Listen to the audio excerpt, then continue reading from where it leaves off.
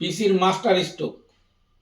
প্রার্থী ঘোষণা হতে না হতে কারো কারো বুকে ব্যথা, কারো আবার পেটে ব্যথা, কারো কোষ্ঠকাঠিন্য, কারো আবার মাথা যন্ত্রণা, কারো বমি বমি ভাব, কেউ বলছে আমি কি দলের চাকর, আবার কেউ বলছে আমি প্রকল্পের টাকা মেরে দল চালিয়েছি, তারপরেও কি আমার একটা টিকিট হলো না। কেউ বলছে আমি বহুবারের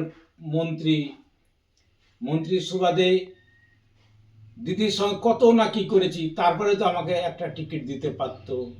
কেউ বলছে আমি সততার সহিত 25-75 রেশিওতে টাকা পাঠিয়ে কাটমানির টাকা পাঠিয়েছি, এই সততার কারণে তো একটা টিকিট দিতে পারতো।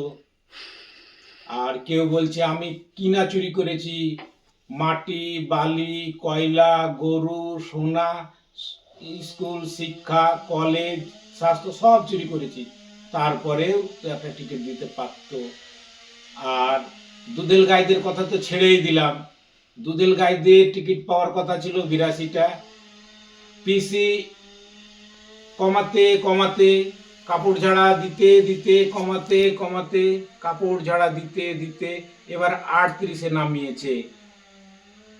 যদি ওয়াকাবের কথা বলে, আলিয়া বিশ্ববিদ্যালয়ের কথা বলে, মুর্শিদাবাদ, মালদা, দিনাজপুরে এসআইআরে দুধেল গাইদের হয়রানির কথা বলে, তাহলে ঘাড় ধাক্কা দিয়ে এই 38টাও টিকিট কেড়ে নিবে, টিকিট শূন্য করবে, তারপরেও পিসিকে ভোট দিতে হবে, না হলে বিজেপি চলে আসবে। আপনারা এই ভয় নিয়ে বেঁচে থাকুন।